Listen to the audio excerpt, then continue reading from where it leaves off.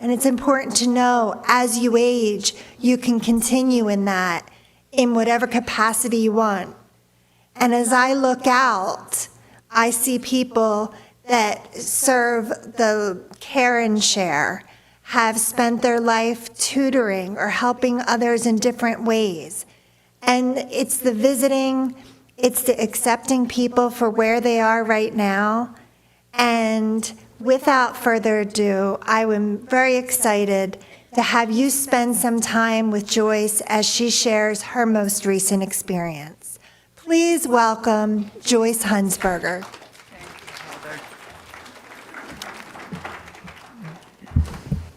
Bienvenidos, amigos. It won't all be in Spanish, I promise. That meant welcome, friends. And I really feel like this is an intimate group of, I think, just about every person here I know. So let's, Joyce, try to be less formal and definitely not nervous, because this is all about enjoying learning about my experience. So, this summer was my 4th trip to Honduras, with my first one being in 1987 with Dr. Priscilla Benner, who was the director. Oh my gosh, what's going on, Ruben? It's back? Okay. I don't know what that was for. Am I standing too close to it? Did this get wiggled? Okay, keep. Oh, gee. Oh, Lord, have mercy. There. It's got to do with this cord, I think. I think it's got to do with the cord. I'll hold the cord, okay? All right, you've seen that map long enough, I think. So I went for I've been there for 4 times. And my question is, how many of you have been to Honduras oh, look at that, okay. Yeah, the Moyers, Peg, Charlotte, was your hand up? Someone back there. Yes, Alice and, or Grace and Bill have been there many times. They have a passion for this project. Gladys, were you there? You were there, okay. Did I miss naming anyone outright? Henry Moore was there. Okay. And Rosie, you were there yourself or family? With Mama Project? Ah, very nice. Okay, so boy, you could all come up here and do this presentation and I can sit down and listen to you. But, okay, and I know Karen Detweiler, I don't see her, she's been there. So it's good to know that others share this same passion. So the director of Healthy Niños today is Dr. Herman Sagastume, a native Honduran who lives in East Greenville with his wife Amanda and goes back and forth to Honduras many times a year. His son Brendan is becoming involved in the program now also. These suitcases are filled with donations and with medical supplies. Sometimes there is a delay at the airport, at customs, but this year there was no problem. Maybe they're getting to know us. So our group left from Salford Mennonite Church at very early on Saturday morning for a 5:30 a.m. flight to Miami and then on to San Pedro Sula. Honduras is bordered by Guatemala, Nicaragua, and El Salvador. On the north, the country shares a vast stretch of coast with the Caribbean Sea. On the south, it shares a little stretch with the Pacific Ocean. Several islands are also found off the country's coasts. Honduras is the second largest country in Central America, following Nicaragua. Honduras is a neighbor to El Salvador, where Kaya, Ian, and Leah Ramirez immigrated from 3 years ago. So the vision of Healthy Niños reads like this. Our vision is to be an organization that provides greatly needed resources and hope for children and communities suffering in the adverse environments in Honduras. We strive to facilitate not only survival, but also the development of every person to their fullest potential. This is not San Francisco, California, but the name of the district where the headquarters for Healthy Niños is located, San Francisco de Yojoa.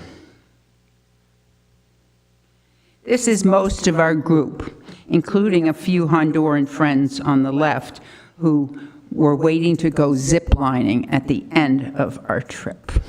Notice I'm not in that picture. Healthy Niños runs week-long service trips throughout the year. I joined a group from Salford Mennonite Church with my daughter Joanna and her twins Patrick and Mallory. It was led by the son of our very own Dorothy Kratz. Raise your hand, Dorothy. Yes, her son Rick and his wife Suzanne, and they did an outstanding job. My biggest contribution to the team was speaking Spanish. We commonly heard, "I need Joyce." It did wonders to my self-esteem. According to the World Food Program, nearly half of all child deaths are related to malnutrition. Undernourished children who survive their first 5 years of life are likely to be stunted and will never reach their full mental and physical potential. Healthy Niños Honduras offers several forms of aid to those in need, and one of them is the Nutrition Center located in San Francisco de Yojoa. During their 1 to 3 month stay at the Nutrition Center, families receive food and medical care, as well as health and hygiene education. By the time they return to their communities, they are not only in good health, but they also have the knowledge and some resources to continue making progress. Here is a bunk room, like where my family slept, and we slept well because there is air conditioning in this new dormitory now, so we really weren't hurting a whole lot. We shared bathrooms and occasionally would get a good hot shower. We were cautioned not to drink the water, which meant that you had to keep your mouth shut during your shower, which is really hard to remember. And another thing I didn't do too well remembering was when you brush your teeth, you're not supposed to use the spigot to rinse your brush. This is the table where we shared our meals together. The Honduran ladies who cooked our food did a great job. You see that they accommodated us with American cold cereals. We also had very typical North American packed lunches of peanut butter and jelly sandwiches and Coke or Gatorade. Here is a typical dinner that awaited us each evening after work. We had lots of fresh vegetables and fruit, tropical fruits, yum. And we did have fish at the center, but this one was purchased in the marketplace on our evening out by adventuresome Tori Long. She especially wanted to relate to some locals and to help the owners whose little stand wasn't very busy at the time. I'm not sure she ate that whole fish, but her husband might have helped. Donations from the U.S. are kept in a warehouse, which is relatively new and which is a wonderful addition to the program. These are health kits rolled inside the towels. Some of you may have helped pack these. Shoes are badly needed. We sorted them into men's, women's, and children's. Very few Honduran men had a size 10 or larger shoe. And not all donations are ideal, such as these boots, which my granddaughter enjoyed dancing around in. I don't think she brought them home. And clothing. Clothing needs sorting too. Hondurans are much smaller than we are, so the extra large clothes did not get chosen as often. School kits go fast, and this is Rick's wife, Suzanne. And you may have helped to assemble these school kits as well. There were a lot of wheelchairs stored in the warehouse. We all wondered how hard it would be to use them in the mountains with poor roads. Here is an ambitious volunteer, Luke Gully, who went diving to find the missing part to a toy. Listen. Did you find anything? You just contracted me. Oh my God.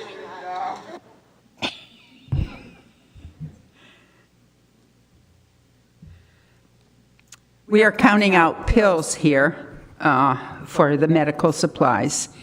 Each family gets 30 Tylenol pills for 1 year for their entire family. Chickens are raised on the grounds. We had lots of eggs and chicken with our meals. And this pen was getting too small, so a new one was being built. The men really sweated that day, digging in the hot sun. Siesta time. This is Colson Hunsberger, a doc grad. He earned a break. It was hot. They sweated buckets. The buildings in the nutrition center where families come for a month or more to get healthier are being replaced. One of the workers shared that he had been a child himself at the center 20 years ago, and now he wanted to give back.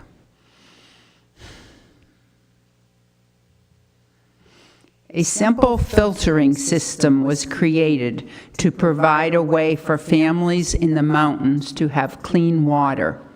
This made a huge difference in their health. And they also provide water now for the local schools. They give it to them. They don't sell it to them because of tax issues. A beautiful view looking out from the warehouse. You see suitcases ready to load on the trucks, filled each day with clothes, shoes, toys, Bibles, and medical supplies. The Honduran men were so strong. There was a very specific way to load the 2 trucks each morning so that everything fit. I just stood by as an observer. The volunteers traveled to the worksite in 2 vans. The drive was from 1 to 2 hours. It is hard to tell from the picture here, but the roads were rough and the drivers were amazing. There are no laws in Honduras about overloading a pickup truck with too many passengers. This was an ad posted in town that shows how English expressions appear everywhere. The top of the ad says, "Advertencia, el uso de este producto daña la salud," which is a Pall Mall ad for cigarettes saying that smoking is bad for your health. Each day, the local people would gather outside a school or a church, waiting for Healthy Niños' trucks to arrive. Gerson and Felix are accepting a certificate of thanks from the leader of the community, and those 2 men are the ones that would drive the vans each day. Take note how patiently they all sit to wait their turn. Some of them walked several miles to arrive, mothers carrying babies up and down rocky trails. The children were dressed in their best outfits for this special day. Most of them know the routine from years back. Here is the pharmacia, where medicines are given as needed. Usually there were a few fans in these rooms, but no AC. And here is the dentist office on wheels, odontologia, with enough supplies to pull out this lady's tooth while her daughter sat watching. And unfortunately, pulling teeth is the only way to really treat a decayed tooth for them, since no one's going to come back for a year. And this is Luke again. He's getting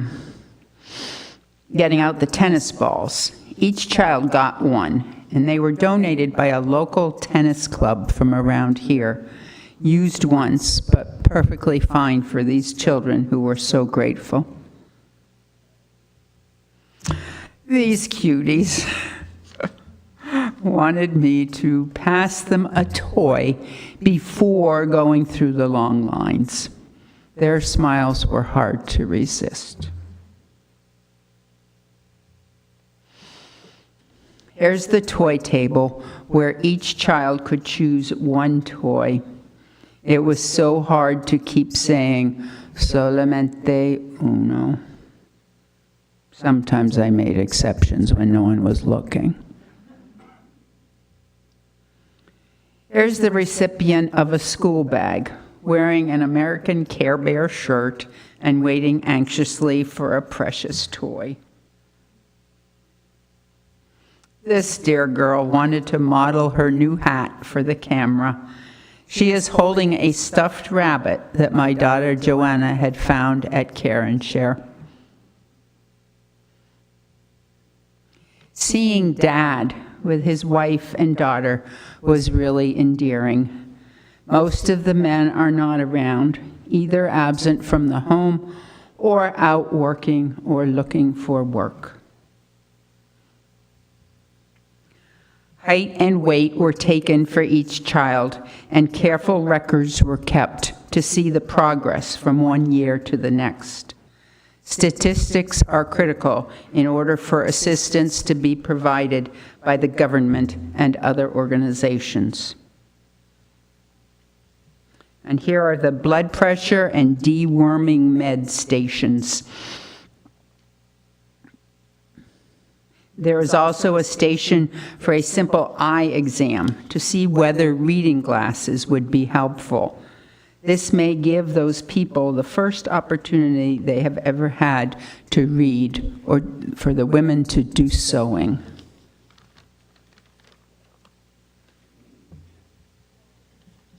We would have time to play with the children at the end of the day while trucks were being loaded. And Abuelo enjoyed joining in on this matching game. And giving one child some undivided attention gave me much joy. They loved playing duck, duck, goose. In Spanish, it's pato, pato, pato. And everyone runs it once. Watch.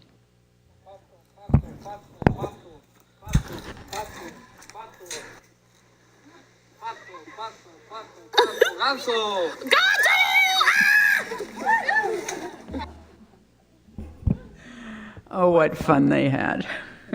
And us too. No need for a store-bought baseball bat. This worked just fine. I'm not sure what's on the top of the stick. But they are creative in making toys of their own. And one of the jobs, besides at the medical clinic, the strong younger folks went to little houses to lay cement floors. And these two people are mixing the cement, and this is what the finished product looks like. And it's often the first time that this family has had a real floor that wasn't just mud And so it's a huge gift for them that they are very grateful for. This young man helped me when I needed to be more clear, telling mothers the limit on what clothing and how much clothing and shoes they could take. I think they pretended they couldn't understand my Spanish, so Herman would make it clear to them. But it was so hard. Herman was training to be a bartender. It will give him a job opportunity to work on a cruise ship and be able to explore other areas. Herr Sohn told me it was a smart choice that should give him a good future. He lost both of his parents at a young age. And this is Herr Sohn, the director of the center. Everyone loves him, and he works nonstop. He related to me, the grandma, just as well as to the teenagers. His job is supposed to be just to look after the agricultural needs and long-range planning of the center. But since nobody has been found to serve as director, he is doing it all. He would be very grateful for your prayers. His English name is Harrison, but they call him Herr Sohn. You might be able to remember Harrison better. Mallory is walking her new friend down to her house. They were both sad to be parting. There was rain every evening, this time with thunder and lightning.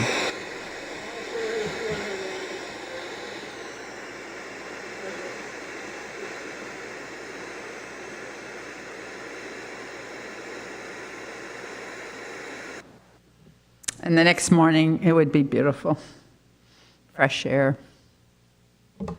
We had a special goodbye dinner the last night, including ice cream served with sweet potato.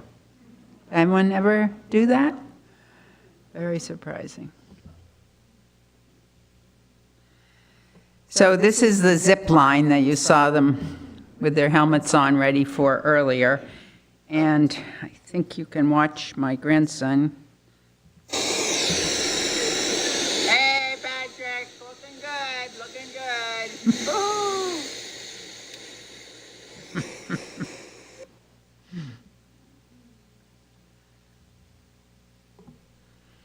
And this is the waterfall where my daughter and I sat as they did their zip lining. Just taking in the beauty, the sound of it, the freshness of the air, the moisture of it, and then to discover the rainbow in the midst of it. Do you see it? Just barely. And it reminded me of Genesis 9:13. I have set my bow in the clouds, and it shall be a sign of the covenant between me and the earth. So that really, I took that as a symbol that God is present in Honduras, will continue to be present, and will continue to help healthy niños to grow even greater. At the banquet on Saturday night for Healthy Niños, which was at Quakertown Christian School, this slide was shown. Among others, it says spiritual support, Bibles distributed 2,672, and I think that was for the past year. So sharing the gospel is definitely an important part of the mission. But before then comes shelter, clothing, feeding, and education. Love, amor, comes first. Yes, this was a mission trip, but without service, there's no place for the good news to be heard and received. Amen. Thanks for being here. If you have any questions, I'm open, if that's all right with Heather. Or comments, those of you who have been to Honduras, what do you want to add? Hey, Heather.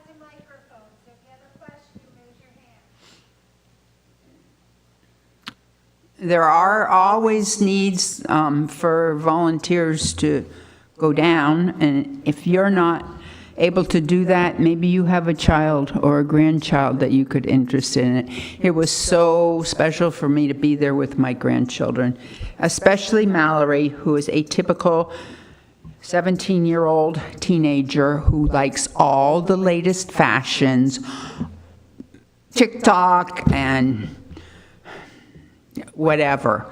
And it was a shock to her to see the poverty that she had never seen in person before, and she really connected with the children in a beautiful way. So if you have teenage grandchildren, talk to their parents, talk to them. It's a life-changing experience.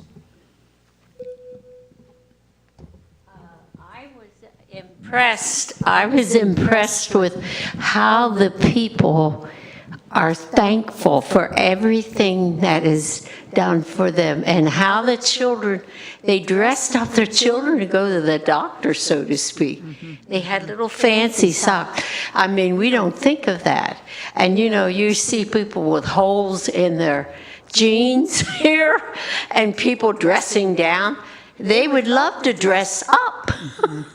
And the other thing was the people who got the floors. That to them, I said to somebody, was like getting a Cadillac for a car. They were so thankful. I mean, it's just beautiful to see what, just little things, and how not kind they were to them.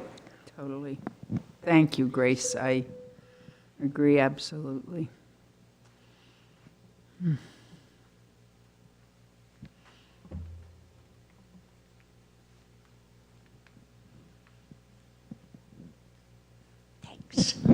I was with the very first group with Dr. Benner, and we went with the granola bars.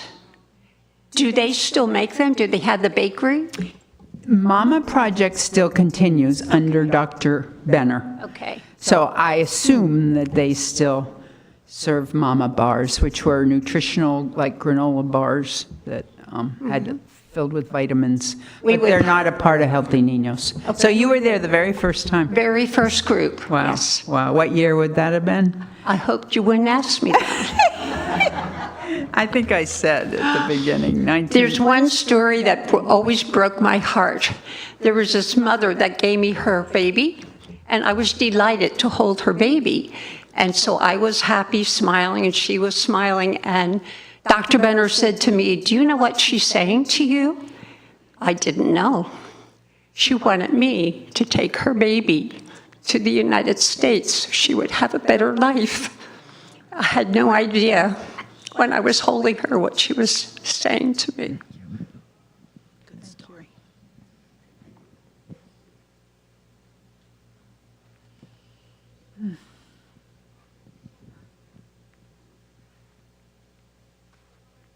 Anyone else? Shirley. Is the service that you're a part of backed by a church group that sends you out? I don't know how to answer that. Well, until 2 weeks ago, they were the body of Healthy Niños was connected with Mennonite Church USA. So they have been, and now things are changing. But Christ is still, the center of it, but it's not in your face evangelizing. It's just letting your love demonstrate how special they are. And then from there, they may be ready to hear more. That's my feeling. Ruth, here comes, wait, someone else is back there.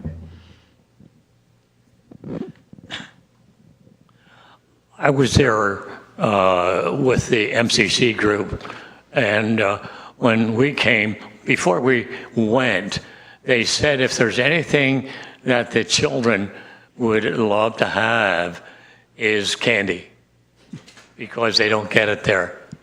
So we sort of rationed it out while we were there. But if they knew that we had some candy to give out, they would be right there. But we had a nice time with MCC in Nicaragua, and we were in Honduras also, being in the two countries right side each other. And it was quite an experience.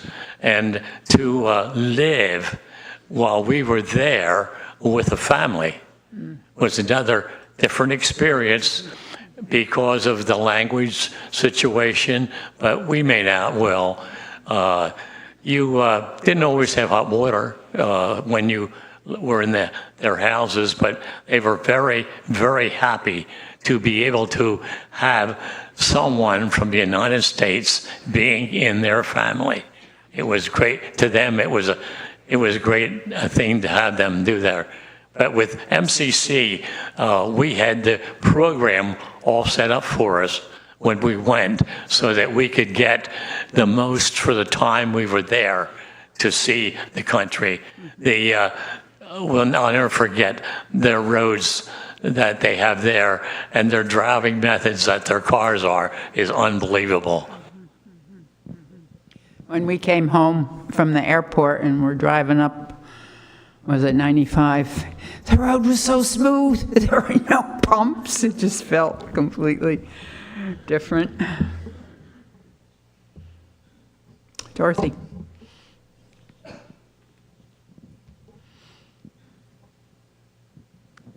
This was Rick's 12th year that he went. So I've been hearing about this for 12 years. And in the beginning, I used to have to gather stuff for him, but not so much anymore. But there have been a few elderly people or people who just felt health-wise they couldn't go, but offered to Rick if he knew of like a college kid or a young person who could go, wanted to go, they would sponsor them because it costs all of you money to do this, and some people cannot afford that. So that's been wonderful. Yeah. He always says it's the best week of his year when he is down there. Yeah. Yeah.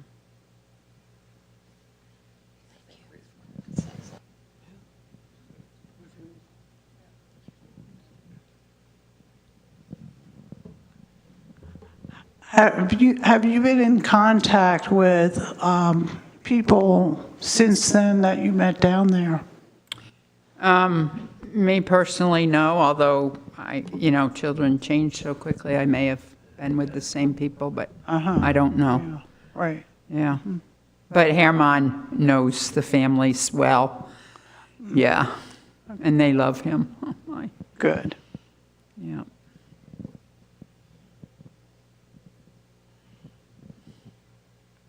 Well, I again thank you for coming, and you've inspired me to think harder about who I might tap on the shoulder and tell them what they might want to do this summer. I wanted to say, Dorothy, that the cost was $1,500 to go as a single person, and then there's the flight as well. So it is an investment that people might need help with.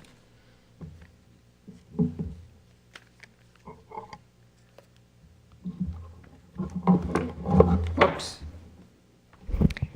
Joyce, thank you so much. I think it was an afternoon where we could reflect upon where we can serve others more, and to also just really appreciate all the love and faith that is in this community right here. I love when Joyce goes on the trips to hear about the stories and to know what she's doing. If you remember, last year she was in France helping immigrants, and just a reminder to all of us that there's something we can do, just like you said, Dorothy, whether it's actively going on a trip or serving in some other way to some other organization. So thank you for all of you that fill this with the love of service. And if anybody else has been on a service trip, as I look out, I know many of you have. If you'd like to share it, we'd love to hear it. So thanks again, Joyce, and thank you to all of you for being here. Have a great afternoon.